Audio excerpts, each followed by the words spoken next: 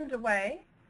Thank you so much for joining us. We're so excited about this webinar today, which is on tackling the unconscious mind for inclusive behavior. The Women's Empowerment Principles team, comprised of the UN Global Compact and UN Women, is absolutely thrilled to be hosting this webinar today on this crucial topic, relevant to men and to women. The format for today's discussion is we'll have very brief introductory remarks, which I will make, and then we will turn to our speakers for today. And then we will conclude with some discussion where you'll have the opportunity to ask questions and answers. We will be recording the webinar today so that we can reach an even bigger audience with the wonderful tools and messages in today's webinar. So unconscious bias has a number of different definitions, but one way of thinking about it is that it's the attitudes and stereotypes that affect our understanding, actions, and decisions in ways that we're not aware of. And as such, they're a key impediment to achieving gender equality in the workplace, marketplace, and community. That's how to surface it and to address it is a key relevance to the Women's Empowerment Principles that you see here on the screen here. 7 steps for business on how to promote gender equality and empower women. Anyone from a business who's joining us today who's not already, their company is not already a signatory to the Women's Empowerment Principles CEO statement, we invite you to visit weprinciples.org or to be in contact with a member of the WEP's Secretariat to learn how you can get involved and how you can use the Women's Empowerment Principles to further your organization's gender equality goals. Every year in March, around International Women's Day, we hold an annual event. And Tina and Lisa's presentation that we will shortly hear was presented in March and was one of the, by far one of the most popular. So we're absolutely thrilled to be able to bring it to you in a slightly elaborated form today, and to also then be able to have a recording of it and to make the slides widely available. So without further ado, it's our great pleasure to invite Tina Nilsson and Lisa Kapinski to share with us inclusion nudges and how they can help us to surface our unconscious biases, whether we're men or women, and help us bring us closer to gender equality and women's empowerment. Thank you. Thank you, Ursula. This is Lisa Kapinski, and just briefly so that everyone knows our voice, I'd like to introduce myself. It's a great pleasure to be here to share with you a practice on inclusion nudges. And Tina, would you like to introduce so everyone knows your voice as well? Yes. Hello. My name is Tina Nilsson. I'm the Global Head of Diversity, Inclusion, and Collaboration in Olive Foods. And I'm very pleased to be here, and thank you for joining this webinar. Great. Thank you very much. This is Lisa again. So let's go forward into exploring more about diversity and inclusion and its link in terms of greater gender equality with the space of inclusion nudges. I just would like to advance the slides, but I'm not able to. So for a technicality piece, I'm asking my colleagues back on the core team if you could help advance the slides. It's not moving from my end. So in general, what we want to do here is to share a practice as we're waiting for the slide to be advanced with you that Tina and I came together about a year ago and realized that we had some similar realizations about limited progress happening in the space of gender equality, inclusive culture, and we talked about looking in other areas and other fields, and behavioral economics was one of those. And the principle of nudging is one that we found a synergy on and led us to this work. So just checking in with the organizers, is there a way to advance the slide? Lovely. Here we go.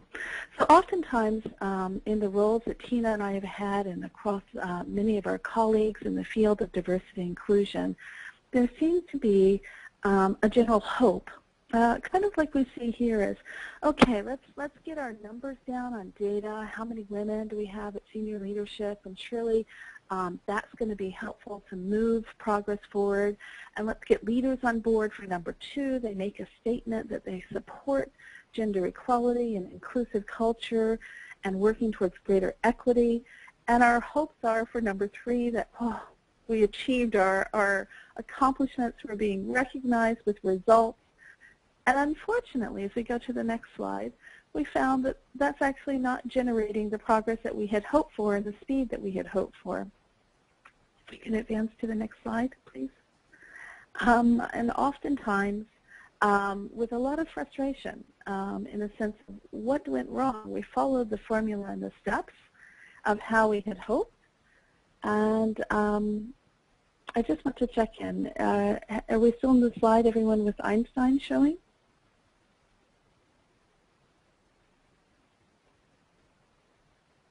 If we could advance forward somehow. Apologies to those on the line. I'll continue talking and we'll catch up. So oftentimes what had happened in the practice of diversity and inclusion is we thought we had this formula down of understanding our numbers better, getting leaders' intentions on board, and hoping for the results in the inclusive culture piece. And we found that that wasn't necessarily the formula that worked. So quite often what happened in the practice of diversity and inclusion is we started looking outward then. Well, where could be the issue? Is it the majority group? Are they reluctant to come on board? Is it other people and how others are thinking? Is it society and cultural issues within society that are holding things back? But if we had a slide up here in a moment, realize it's actually inside our head. It's very much a space where we need to look at our own thought processes, examine very closely on how the brain works in terms of processing information and judgments that we make for others, and a deeply rooted sense of unconscious bias and behavioral drivers. And this is what Tina and I are here to share with you, is how that actually can be the key to generating a more inclusive culture. So with that, Tina, I was handing it over to you, but unfortunately, I think our slides are stuck. Well, when it enters the next page about the unconscious mind, I think I'll just continue. I'm sure it will follow. Some of the key challenges of achieving the good intentions we have set out to succeed with in this line of work is, as Lisa says, the unconscious mind. And if we take a look at the next slide with these different gray squares, when asking people, and since this is not a very interactive webinar, I'll just let you know what the general answer is. When asking people, which of these squares, A and B, do you see as the darkest? The majority sees square A as the darkest. But what happens when you then change the background, which is on the next slide? When the background changes, your perception of square A and B changes as well, even though that you can see A and B are the complete same size and color. And the interesting part about this, when you apply this to business and how the mind works, is the information you hear, the knowledge that is being shared with you, the people that you meet, and the way we understand an issue or perceive people is actually affected greatly by the context we see people in or hear the information in. The background is affecting everything that we view through our own filters. And this is actually one of the main challenges. If we then apply that to gender equality, and the next slide, what we see is related to a study done by some researchers. What they did was they showed a picture of a crying baby. And when they asked the participants, what kind of feelings is this girl expressing? Will you click the slide again, please? Most people would say these girls express fear, they're scared. But when you then show the exact same picture and you ask, what are these boys feeling, and you would say different boy names, what they would say is that these boys are expressing anger. And the difference in those perceptions is primarily linked to the fact that they see different colors, they hear different names, the gender is already primed to them, you could say, and that primes their reaction and their perception of people. And when we then take that into the corporate sector, into our organizations, and we look at, say, the pipeline or how we promote people or how we perceive leaders, that's exactly the same thing. The exact same behavior is perceived completely different depending on gender. So what we saw from Professor Flynn at Stanford Graduate Business School is that he did this great experiment on Heidi Roizen, who is actually a very successful Silicon Valley entrepreneur. She's a CEO. She's made a great career in high-tech business. And the case study that was done by Howard Business School about Heidi Roizen was to show how and describe how she actually made her career. The interesting part was then when the Stanford professor took this case study and he asked for permission to make this experiment, he turned Heidi Roizen into another version where he just called her Howard Roizen actually, and just changed from she to he throughout the entire text. He asked then his students to then rate them in terms of what impressions they got of this person. So one group would get Heidi Roizen and the other group would get Howard Roizen. The interesting thing is that what he experienced was that although they thought that Heidi was just as competent and effective as Howard, they didn't like her. They wouldn't want to hire her, and they wouldn't want to work with her. They disliked Heidi's aggressive personality, and she was too assertive, and the more harshly they judged her, the more they perceived her as aggressive, the more harshly they actually judged her. They loved Howard, but Howard never existed.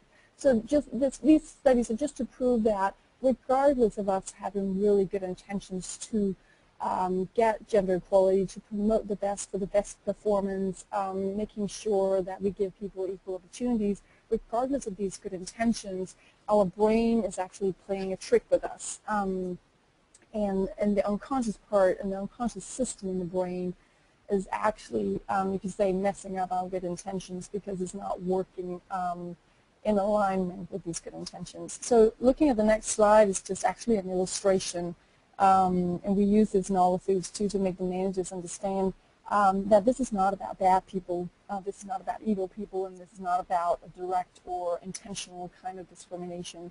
This is going on in the way that our brain perceives people. So the people we feel safe with, the people we know will do us good and have good intentions with us, are actually the people that are culturally recognizable to us. And by culturally recognizable, we mean that the implicit norms of your organizational culture will drive people's behavior, but also what is recognizable to you in terms of what did you get from your upbringing, what have you been exposed to.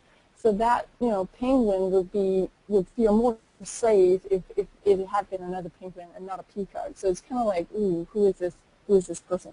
And that brings us to another reaction in the brain is when you meet people who are not culturally recognizable to you, your brain will instinctively, in a split second, go into flight or fight mode.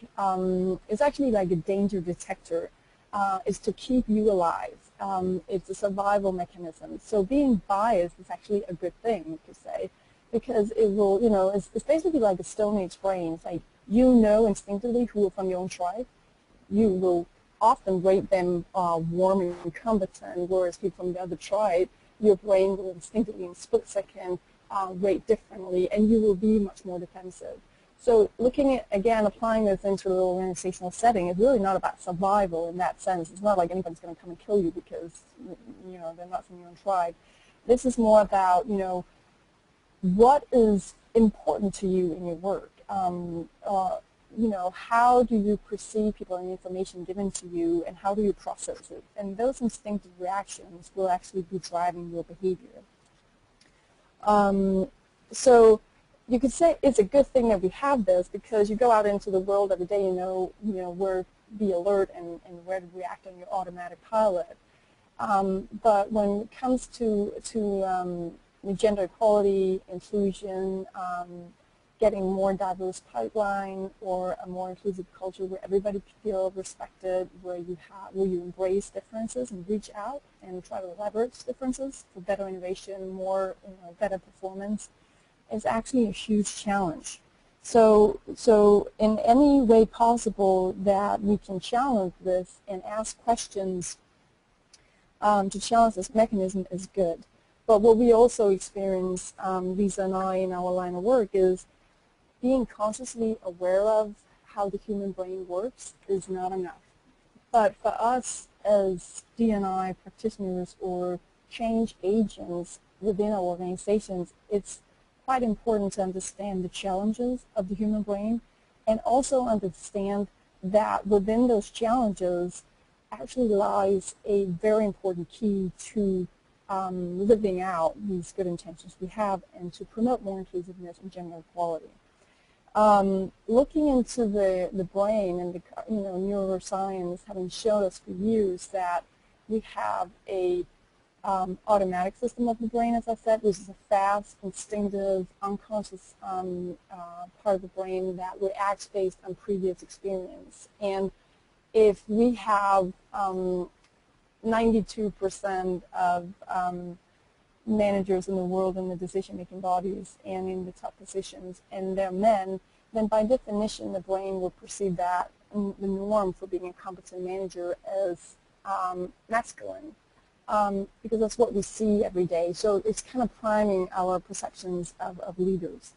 And also we have these really fast reactions, and we can't rely on that. That will never go away, and it's not supposed to, but we need to just address that differently in our work. And then we have the other system, which is the reflective system. This is the controlled system and the slow system. This is where we reflect upon things. This is when we can rationalize. And what we experience is the rational part of the system in terms of behaviors is a tiny, tiny part, where the automatic system is actually the one driving about 80 to 90% of our behaviors. So when we primarily use business cases and talk about gender equality and the goodness of this, or that yes, this means business, this is great, we have all the right arguments, what we experience is actually that's just a tiny part of the brain, the rational part of the rational system saying, I get it, I believe in diversity. I know that this is important for our business and for our organizations. Let's do it. But nothing really happens. So what we experience is when we target with these specific techniques from a merger of anthropology, neuroscience, psychology, and behavioral economics, yes, then we can target the automatic system, and now we will see behavioral changes. And that's actually what we would like to illustrate to you with some practical interventions and examples that we have experienced work, and that other practitioners or other organizations have also experienced working. Great. Thanks, Tina. This is Lisa. So as we go forward, we're returning now our focus is looking in at this practice called nudging. If we could advance forward, please, to the slides, 21. We have some examples in general society around nudges. Once you become aware of these, if you're not already, you start realizing that they surround us constantly all around us, and certainly it's something that marketing has picked up on, and you'll become a much keener consumer as you become aware of ways that messages are tapping into human motivation and working with this automatic part of our brain. So as the slide comes up in a moment, and again, we do apologize for the delay in the slides, but there will be time on the question and answer if there's any questions that we can address as well.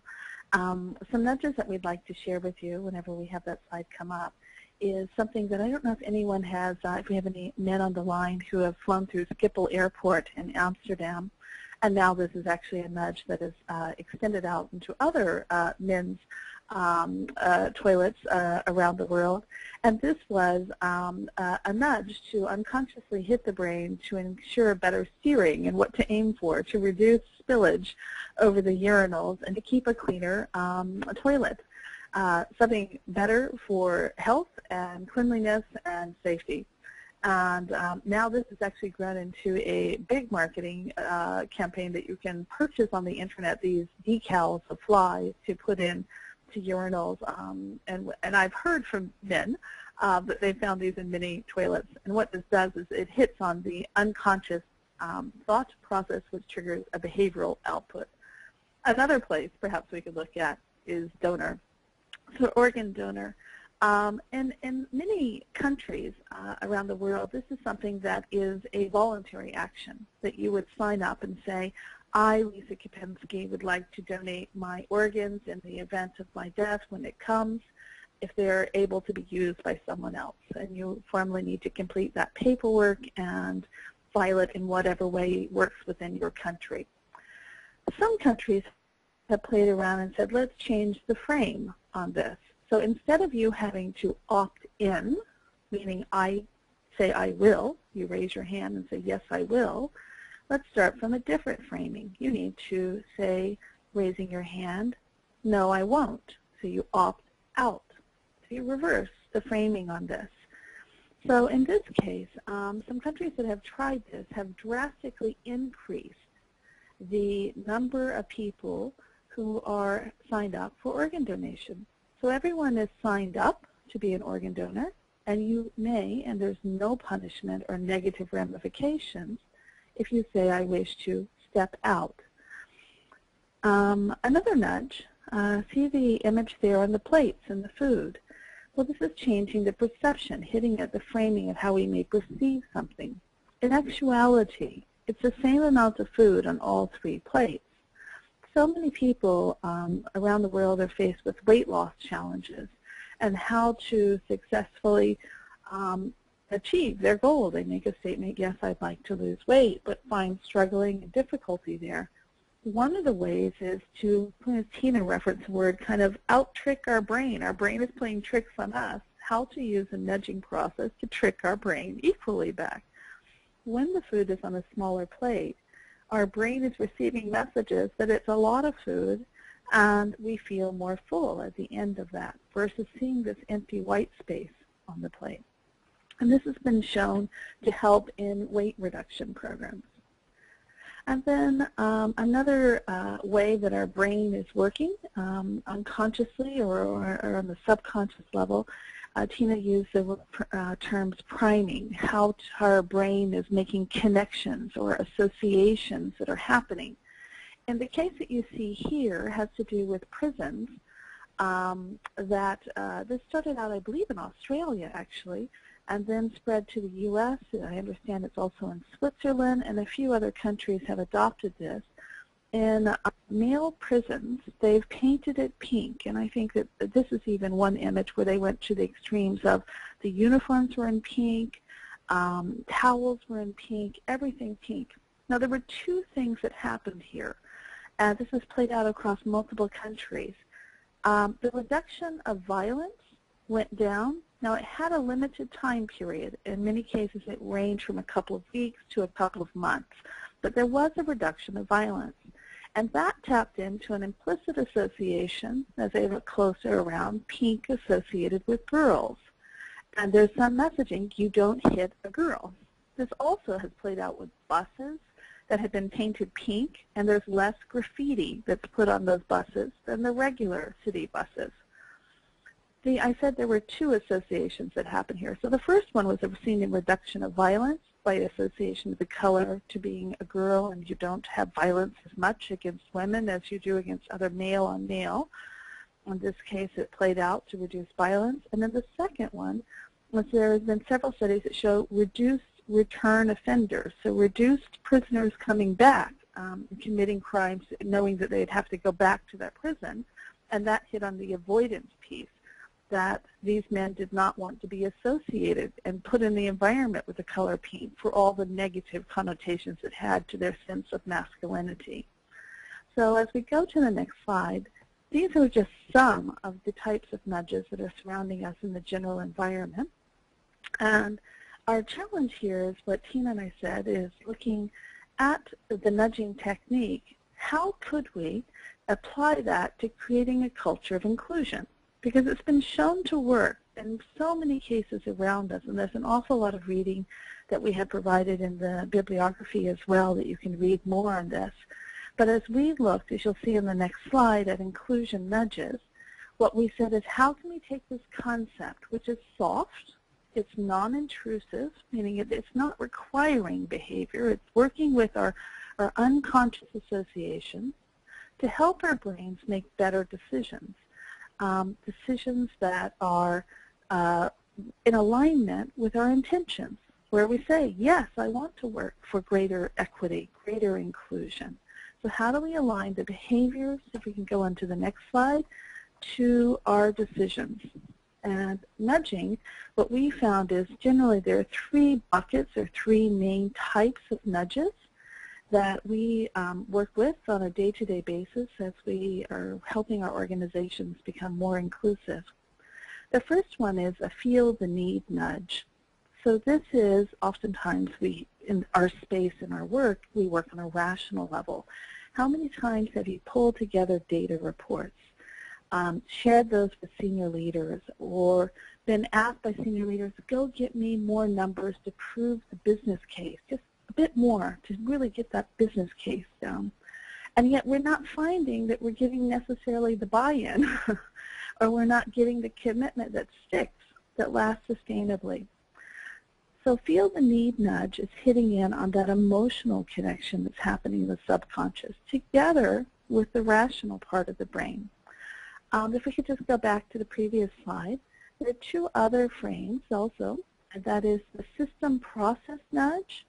So this is one that looks at the processes we have in our organization, and we'll talk a bit more about that as we go further, and how as we interact with those processes can we make better decisions. And then the third nudge that we use is the framing anchor nudge. So this is perception, how we perceive something, and how can we help to enable our brain to make the choices that are going to align with our intentions. So let's get some concrete examples now into the discussion. As we go on, we'll give you some concrete examples of each of these 3 types of nudges. So the first one is the feel the need nudge. And as we go to the next slide, remember, feel the need is how to engage the emotional subconscious piece together with the rational piece to have the outcome and the behaviors that we would like to have, that we state that we want to have. This is a nudge that I designed with one of the organizations that I've worked with. And perhaps like many of you, I've done a lot around mentoring, and I think senior leaders really love mentoring, but I haven't found that to actually be very useful in terms of changing the numbers at the top. And so a couple of years ago, I've become a big supporter of sponsorship, actually, as a more active tool to hone in on changing the numbers at the top. And sponsorship is all about increasing awareness and visibility of the talent in your pipeline. So I had executive members of the leadership team on board rationally saying, oh, yes, I support the idea of doing a sponsorship program for our women CEOs and CEO successors. But I started hearing, as we were leading up to the launch of the sponsorship program, some resistance coming back saying, no, not really, or I don't do anything special for men, so why should I do something special for women? That may sound familiar in your own practice as well. And so what I thought is, well, let's do something where I can hit on the issue about why we're doing sponsorship. So working together with my talent manager, we put together this slide. This is a fictitious slide, but a slide similar like this, where I had actually all the photographs of male and female CEOs and CEO successors randomly mixed on the slide. And we showed this slide, and I asked the executive leaders, so how many of these people do you know? Who do you know here? And they actually got in very competitively in calling them out and saying, oh, I know this person, this person, this person, this person. They loved it. I cut it off after about 5 minutes. They could have gone on. And I showed the next slide that you'll see. If we could go to the next slide. This slide removed all the male photos and just left the female photos showing. And what I pointed out, and what they actually realized and pointed out themselves, is the names that they had been calling out were all the male members. Only one actually woman, in my case, when I had used it the first time, had actually been called out. They did not have the visibility to the women in the pipeline because they had the pipeline picture just there before them. And that hit an emotional, they caught themselves and said, oh my goodness, and they were much more on board with it. So we launched the sponsorship program, and within 6 months had 3 women promoted to CEO that many of the executive leaders said probably would not have happened because they simply did not know those women. They were not on their radar screen. Next slide. So we have a couple of nudges that Tina and I will be sharing with you from our own practice as well as what we've collected from others. And on the next slide, we have one that Tina will be sharing. Yeah. When I started 2010 this journey more strategically in Olive Foods, I had quite a few conversations with the CEO and the executive management team, and I got them into a rational discussion around biases. And at some point, the conversation was, well, listen, we only promote and hire people who are competent and have the right qualifications, and we always hire the best. So we got it with the biases. We are in control of our biases, which is a very common reaction when you talk about it and you try to make people rationally understand the unconscious mind. So it dawned on me, I was like, this is really not the way to go about doing it. So I teamed up with Cook Ross, and we designed this exercise actually to make the unconscious part of the brain motivated to change the way we hire and promote. This was not about rationally understanding this. This was about getting that aha moment and realizing, okay, we are biased. What are we going to do about it? So really motivating people, not convincing them, but just make them come to the conclusion, okay, we need to do something about this. So this exercise is created based on a lot of internal resumes and narratives about how people have been doing their career inside Olive Foods. We made one resume and one narrative about a candidate, and then we made 8 different versions of this. And in the leadership training we do for our leadership teams, which is a 2-day program about inclusive leadership and how to apply this, how to create high-performing teams, and working with the unconscious mind and how to make better leadership. We use this exercise, and we always ask, so how do you promote and how do you hire people? And they're like, well, we objectively evaluate people based on qualification and performance.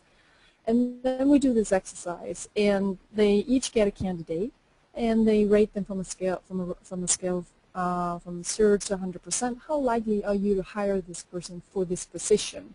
And these are actually a common, a pattern. How does it look when they rate these candidates? We show them this picture and we say, okay, so looking at the different candidates, you can see that the 5 people rating this candidate rated the person differently.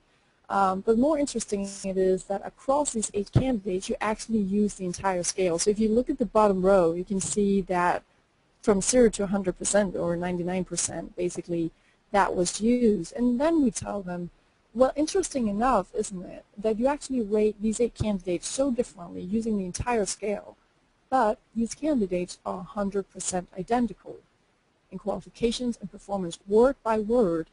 What has been described in the resume and the narrative is 100% identical.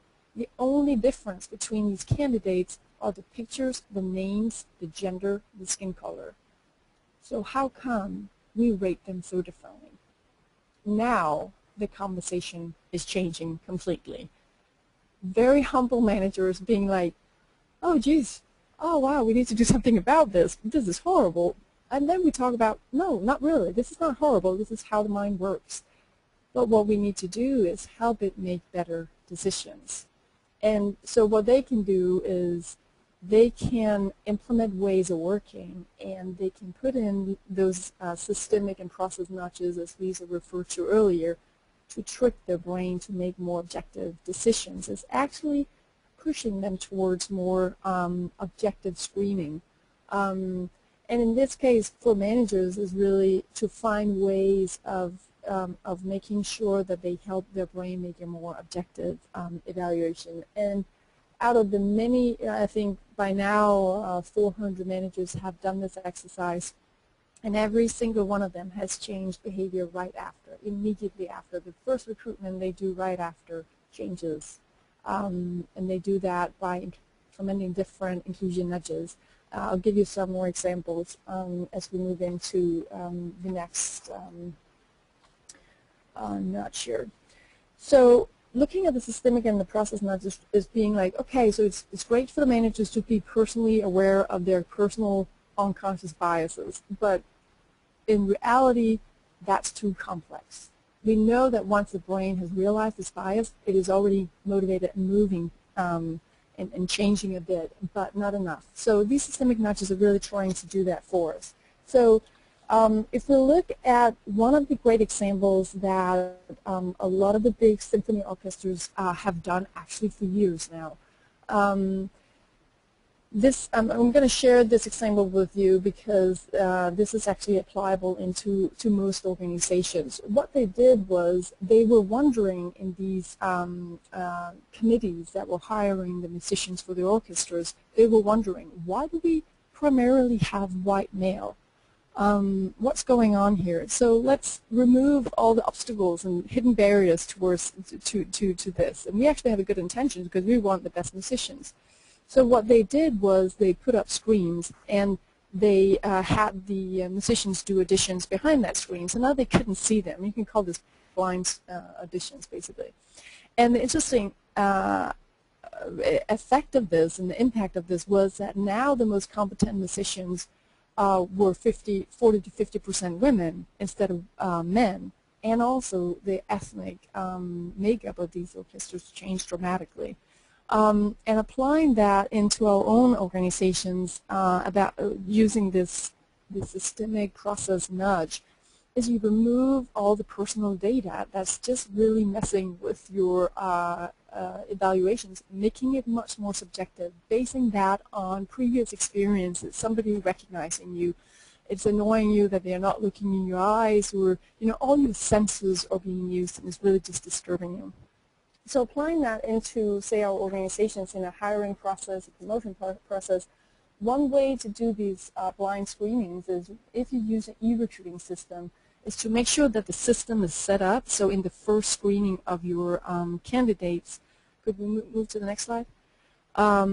So when you screen the candidates, the pile of candidates the first time, or the pool of candidates the first time, you don't have access to pictures or gender or name. It's not important for you. What you're looking for now, you're looking for, do they have the qualifications and the competences needed. And this, keep in mind, this is just the first screening. Of course, you have to meet people, and you have to know who you're meeting in an interview situation. It's not like you're going to come into an interview situation and be completely blown away by, oh, Jesus, you didn't know who you're going to meet. So just keep in mind that it's just the first screening. Another way to do it is when you are looking for, when you're asking search companies internally too, when you're doing searches for top leadership positions, and one requirement you could put out is say, well, listen, we want the shortlist to be anonymous. We do not want to know more about the candidates than qualifications and performance. We don't need pictures. We do not need names. And all these personal identity, unless it's extremely important. But in most cases, it is not. You would want to know, their educational, professional background. So there might be different things to take into consideration here. Another thing that a lot of our recruiters have done, and probably the same in your organizations, is that one from the recruiting team is participating in the interview situation by phone. So they're not looking at the candidate, they're not looking them in the eyes, they're not using on their senses, they're actually listening. And our recruiters often report back being like, when we disagree and we do not perceive the candidates the same, or some have been seduced by one candidate and I over the phone has been seduced by another candidate, we discuss this, and I often, this is what the recruiters say, I often ask the people present in the room, well, how does this person look? How is that person dressed? And often that is what it comes down to. Well, he was wearing sneakers and a scarf. It's like, it just doesn't work for somebody presenting or representing our company. And then now we can have a qualified discussion about that. So these are just some examples on how you can actually apply it into your own organizations. Great. Let's go on to the next slide, and we'll have another example of a system process inclusion nudge. And that has to do with agile workplace or flexible work, whatever term you may be using within your organization. Quite frequently, we see a couple of things happening here. There is some realization that leaders and our colleagues and supporters in terms of managers or HR colleagues say, yes, this is the way of the future. It's the way of now, many people would argue as well. And yet sometimes it's a challenge. How do you get there to the space to be able to have a more agile workplace? Even when you may have some rational numbers pieces, perhaps from your real estate colleagues on the savings in terms of real estate space, etc., there's still a very deeply rooted subconscious association of what quote-unquote work looks like. The challenge here in terms of making this change is how do we change that association that's in our subconscious around what work looks like to be one that supports a new ways of working and new models of working. Tina and I, as we've referenced, we have been collecting a lot of examples from many companies. And this is a space we see also quite top of list that many challenges, many of our colleagues are facing as a challenge. And it has to do with shifting that model. So a few ways that this has been practiced is starting out with the assumptions. So remember the framing assumption. Let's just change the framing. Say all roles are worked at 80%. And if they need to be worked at 100% time, then that needs to be an extra step that's justified within your system in terms of specifications of the job or the role whenever it's set up and classified. Another example is all roles are posted that they can be worked flexibly. Just leaving it open. Don't mandate that it's 80% or 100%, but it's whatever within your organization. So the default position is, yes, all roles can be worked flexibly. And then it's up to the hiring manager, for example, if you have a new role that's being posted, to put in the rationalization why it could not be worked flexibly. So think back to the opt-in, opt-out concept here and how that could be played with. The piece that this helps a lot with, in addition to saying that you have an organization that's more supportive of flex work, is it helps to also reduce stigma that's sometimes attached to these roles that they're only for working women. And you've got this deeply rooted mental image that I found with some executives that when I would bring up flex work, what they had a picture of was a working mother at home holding an infant in one hand, a mobile phone squeezed between her shoulder and her ear, and typing on her laptop at the same time. I really had to work to change those mental associations to say, actually, flex work is you as a CEO sitting in the airport and doing your emails. And it just was really a strong struggle. But also within the system, there's a similar struggle. So if you can work within your processes in terms of how roles are set up, or how if you start with new roles that are being advertised for hire, we find that that helps as well. So as we go to the next slide, we have another example. This taps in, you can go ahead and advance fully for this slide. This taps into a lot of the human behaviors that we have in terms of groups, or our own interactions with the group. So the first piece is here that the group very much wants to socialize the individual coming in. There's a strong driver to conformity and to have you become one of them. And this certainly hits on the topic of inclusion. And if we go to the next image here, we equally find that on an individual level that we also want to fit into the group and blend in. And the challenge for us in this space of trying to leverage the power of diversity, and if we can keep advancing please on this slide, is to have those diverse very reasons that we hired people with different backgrounds for them to be able to bring in their diverse thoughts, their opinions to help grow the business. So one process that has been shown to work is a silent sharing of perspectives. So there are several ways you could work this, but the key is to open up the space so that you can get a wide range of perspectives and avoid the dynamic of groupthink happening. So one way, for example, you could do this is if there is a challenge before the team, then have them discuss that thoroughly across, okay, here's the challenge, here's what we're facing. And before you go into the discussion mode, have everyone write down on a Post-it note their thoughts, their solution suggestions, or where they see opportunities. And then those are put up to the facilitator, and the facilitator then introduces each one of them, and the whole team then debates the pros and cons around that solution. There are various ways you can work on that, but this is certainly a good technique, the silent sharing of perspectives. Could I add a little bit to that, Lisa? Mm-hmm.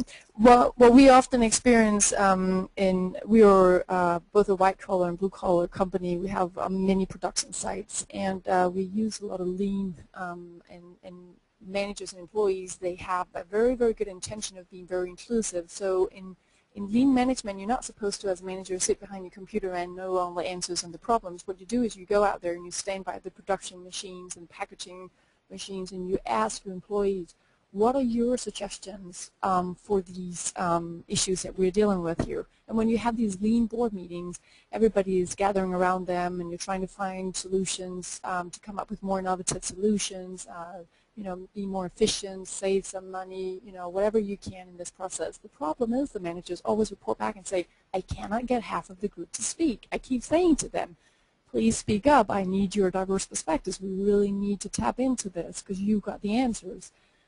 But they're like, I keep encouraging them, and that's the trick about leveraging diversity of thought, really, is because of group dynamics and a lot of other things going on, introvert, extroverts, dominant voices, silent voices, and all these different things. And what they found was when we asked people to write their perspective on a note or share it with the one standing next to them, they can't opt out. It's not like they can't do it. Everybody can do this. Everybody have a perspective, and now we can leverage it. Now they don't conform to the majority's opinion, and this is a great way for them, and they say it works every time. So now we got a way of doing it. So the good intention of saying, please everybody speak up, is just not enough sometimes. So this is a way to do it. And we actually also know from a lot of senior research done in senior executive groups, even though you encourage women to contribute with their perspective, research has shown that women just hold back more often than men. So this could also be a way to make sure that we have an inclusive process in decision making or in task solving. So yeah, just to add on that, Lisa, please. Great, thanks very much. So going on to the next slide, and I know we certainly want to leave time for your questions. We're on our third nudge. We'll give you a few examples of that, a few key principles, and then we're opening up to questions. So on the next one, we're showing you the third type, if you recall what that one is about. It's around the framing. It's the perception. So as we have a couple of examples here for you about how we can shift the perception of the topic of gender inclusion or diversity or equity, whatever change initiative you're working there, and how can we tap into the altering the implicit association.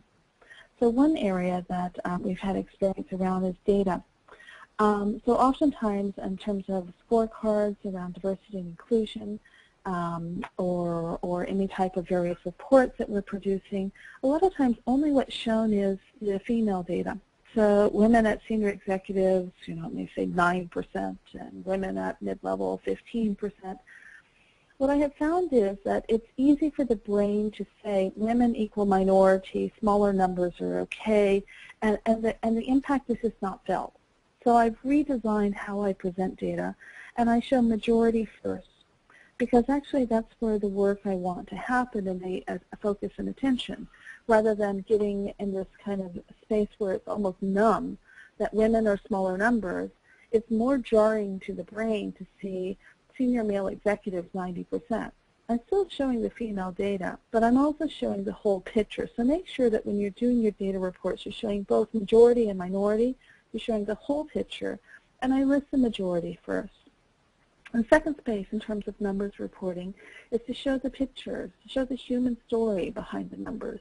Too often our leaders are so busy in terms of financial decisions, and if you put another numbers report in front of them, sometimes hard to make that mental shift that these are actually people in their organization. This impacts so much inside the company, and it's not a numbers decision. And so a lot of times what I like to do is actually put up a photograph. So if I have a photograph of senior executive and then the partners level and the next level down, I'll show those pictures, and then it shows that it's actually real people that they work with, and they feel it very differently. So on to the next example, Tina. Yes. In 2010, in All Foods, we decided to actually not set a target for minorities or women. What we decided to do was to change the perception of talking about minorities and women to avoid the implicit association in the unconscious part of the brain saying, okay, then we need to fix the women and we need equality to get equality. When we really want to live out, the women empowerment principles means business, we should talk about business. And one way we know that helps the business perform better is, when you compose your teams with less homogeneity and more diversity. This has been proven for decades now in research that will give you better performance. The demographic identity actually matters. So we set a strategic objective for team composition instead of a target for minorities or women. And that goes like this. Maximum 70% of team members can have the same gender, or maximum 70% of team members can be of the same generation, the same national ethnic background, and the same goes for educational and professional background. And this resonates really well with managers, and we have met absolutely no resistance on this.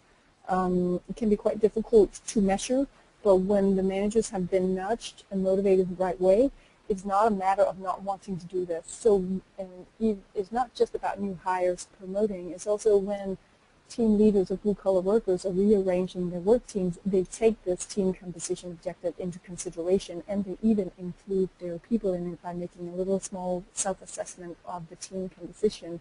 And now they discuss this, they talk about this, they take this into consideration, whatever. Another one on the next slide is from Swarovski, actually. They made a great, this is a tiny, simple, elegant nudge, and it's working well for them. What they really wanted to make sure was they would attract a more diverse pool of candidates, and they really want to make sure that they got a gender mix.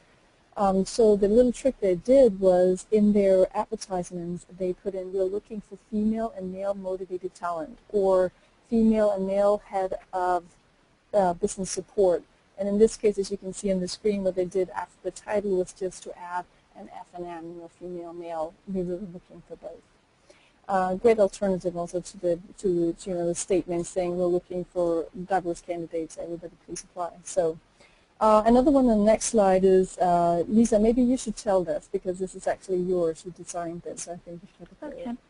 So this got into the space of the talent pipeline and looking at a very good goal that in a multinational, to be able to advance to very senior executive roles, you need to have had an international assignment.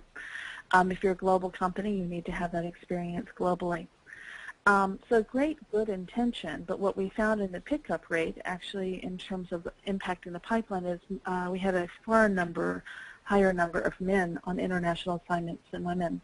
It was a lengthy digging deep process that we did in terms of trying to find several of the root triggers there, the key decision points. And one key decision point that we found, and this is critical to making a match, is to go deep to the key decision points, is there was a question on our online talent management system, are you open to an international assignment? This was among many data pieces that you would fill out as an employee in the high potential pool about your profile. And what I found is that majority women were saying no and majority men were saying yes. And as I went even further deeper, asking and holding focus groups across women and men, how did you answer that question? What were you thinking of? Women were thinking of the now. They were thinking about, oh, I can't do this now. I just bought a house, or my child has just started school, or my mother just had an operation and needs help after this. They were thinking in the moment and saying, no, I'm not available now for an international assignment. Whereas the male's responses back were, why not? I'm going to say yes. There's nothing concrete on the table. When it comes up, then I'll actually discuss it and see what I want to do with it and take it back and decide. So we had two different framing perspectives around the question. So what I did is I reframed the question to try and elicit a more accurate answering and a different framing perception indeed for the women. We put there then, would you be open to consider an international assignment at some point in the future? So we're nudging them, the framing reference, to think in the future, and saying also it's not a final answer. It's just, would you be open to consider? We got a 25% more increase in women saying yes to this question within 2 years, and no decrease of men saying yes to the question. So it certainly helped to open up the pipeline for women for international assignments. So if we could go back on, Tina, to the next slide. Yeah, and then the last example we have is actually really just a great one. Actually, Ursula, this is yours. You were in Finland and you took this great picture, and it's really just about, again, not talking about this, but showing the way, steering the brain in a specific direction. And with this great picture, it's just a man and a child instead of a woman and a child, priming our brain. And then if you can click the next slide, is we actually, at the UN web event in March, we were talking to a leader in a Brazilian construction company, and they had struggled so hard with, after having had primarily men working in the industry, now they had more women, female workers, but they couldn't get the men to not use the women's restroom. Having tried everything, one came up with this great suggestion: just paint the door pink, and it stopped immediately after. So immediate change of behavior. None of the men went into the pink restroom anymore. So that was just a really effective little simple nudge. So rounding up here, Lisa and I just want to share 4 key principles. Or Lisa, do you want to take that, or should I do this? Yeah, I'll go ahead. So over to the next slide, we have the 4 key principles of nudging. So you've heard many examples, and hopefully as you take this forward and look in your organization, please keep these in mind. Remember to work with the whole brain, both the automated and the reflective piece of the brain. Target specific behavioral drivers. So you've heard us reference many of the behavioral drivers, and in a moment on the next slide we'll recap those and several others. Remember that a nudge is not a mandated rule. This is something that you still have a choice for, so you need to go down to those key choice points and look how is the option outlined in order to make a choice that's more closely aligned with what we state on the rational level is our intention. And just as, for example, the one that Tina just showed from the male-female hiring, the simpler it is, the better it is to implement. That pink door to the toilets was magic to change the behavior and the stated intention. So keep it simple. As we go to the next slide, we have a recap here of the many behavioral drivers that impact in terms of how we are processing information on the subconscious, and you heard us reference many of these. I know we're very close at time, so I won't go in detail here. No. You also can do a search on Wikipedia. There's over 150 different biases that have been identified, many of them quite humorous, but they're all at play. And the challenge before us is how do we take that information and then design nudges for greater inclusion. And as you look at the next slide, keep in mind what we're doing is keeping in mind the employee life cycle. So as we're working with our colleagues across the D&I field, we're collecting examples, and we're using the backdrop of an organizational culture and then looking at the many pieces within the employee life cycle. Where could we be designing nudges for greater gender inclusion and inclusive culture? And on the last slide, we've referenced that we're working across many of our colleagues. So we have an invitation for you here on the phone, as well as our colleagues that we've been speaking with. We're collecting examples of your nudges for inclusion to be included in a guide that we'll be sharing back with you as a contributor free of charge. So we invite you to experiment, to learn, to grow, to share, and to inspire others together with us. So with that, I'll say thank you very much. And Tina, I turn it over to you now. I will also just say thank you for attending, and hope you've been inspired. And please reach out to us if you want some more input and ideas on how to move forward with this. Lisa and I believe that everybody can master these techniques and apply these. It's just a matter of really getting a feeling of how they work. And you become a master of this by practicing. There's no right or wrong. You know when you hit the nail. So thank you. Thank you so much, Lisa and Tina, for this fantastic explanation of how we can use inclusion nudges to take us to the next level in achieving gender equality and women's empowerment. I know we're nearly at the end, but do we have is there anyone with a burning question that they wish to raise? There's a couple of ways you can do it. You can either raise your hand on the webinar on the pane on the right-hand side of your screen, or you can also type your question. while we wait to see if we do have any, just to confirm that we have recorded this webinar and we will be circulating the audio recording and the slides, so you will have those. Are there any questions? No. Okay, with that then we might just wrap it up and just say thanks again so much to Tina and Lisa. Oh, we do have one question from Chantal Fraser. Chantal, we're just unmuting you now. So, what has been your best practice to get CEOs to buy in? That's the question that we just received. What has been your best practice to get CEO buy-in? So Tina or Lisa, do you have any tips on how do you get to that first step of actually being able to do one of these inclusion nudges, the feel the need nudge, for instance?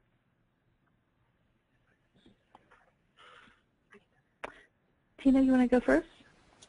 Well, some of the techniques I have used is, say, simple tricks like, since we know that the unconscious part of the brain is twice as miserable about losing something as it is gaining something, I have used tricks like making reverse business cases. What are we losing by not doing this? And other simple tricks have been, say, use the exercise with the resumes in a shorter version, so I don't have to talk to them about. We have a great intention of getting more diverse pipeline for our, senior positions and successor planning and all this, but we won't succeed because we're biased. Instead of saying that, using those little exercises to give them that eye opener. I sometimes show them movies about how selective attention we have, and I ask them questions like, so what kind of information are we not seeing? What are we not processing for important business decisions? And now it's not about me trying to convince them. Now they have already had the eye-opener. Now they take lead in discussing this and finding ways of solving this. So I would say that's a quick answer. That's one of the short answers. Yeah, and for me, in one of my organizations, in terms of being able to launch a gender balance initiative, I had spent several months, I was new in the organization, talking, interviewing, et cetera, but I just wasn't feeling like I was getting that buy-in, it just wasn't there. So in my next presentation to the full XCOM, I went in with photographs instead of numbers. I still showed the numbers, but they were through photographs. And so I said, okay, so here's our supervisory board of directors, and I showed actually, and they could see then the number of women to men. Here's the executive leadership team, 1 out of 20, 1 woman out of 20. Here's the senior partner level. There were 3 out of something like 150, and they were all positioned strategically at the front. They started noting this themselves, actually, when they got to that photograph. They said, look what we did. We put the women on the front row, although it was 6 rows deep of people. We're trying really to make it look like obvious that we have a lot of women, but they aren't back there. And they just, in that process of seeing the photographs, started noticing things in a very different way. And I got such a stronger level of support and buy-in for a gender balance initiative within that company through that quick humanization of the numbers nudge.